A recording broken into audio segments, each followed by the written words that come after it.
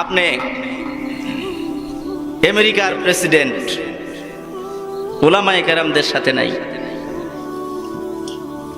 আল্লাহওয়ালার সাথে আপনার সম্পর্ক নাই, জাতিসংঘের মহাসচিব আল্লাহওয়ালাদের সাথে আপনার সম্পর্ক নাই,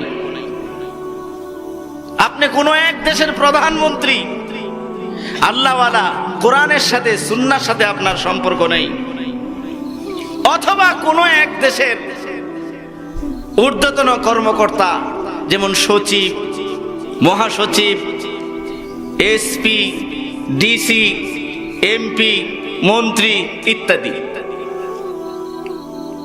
প্রিয় সুধী, আমাদেরকে ভালোভাবে মনে রাখতে হবে, আপনি আমেরিকার প্রেসিডেন্ট হতে পারেন, জাতিসংঘের মহাসচিব হতে পারেন, আপনি কোন এক দেশের প্রধানমন্ত্রী অথবা প্রেসিডেন্ট হতে পারেন, রাষ্ট্রপতি হতে পারেন, সচিব হতে পারেন, মন্ত্রী হতে পারেন, এসপি, ডিসি, ইঞ্জিনিয়ার, ডাক্তার হতে পারেন, কিন্তু আপনার মধ্যে কোরআনের সম্পর্ক নাই, আলেমের সাথে সম্পর্ক নাই, দ্বীনের সাথে সম্পর্ক নাই, আপনার কোনো মূল্য নাই। কথা কোন ঠিক কিনা?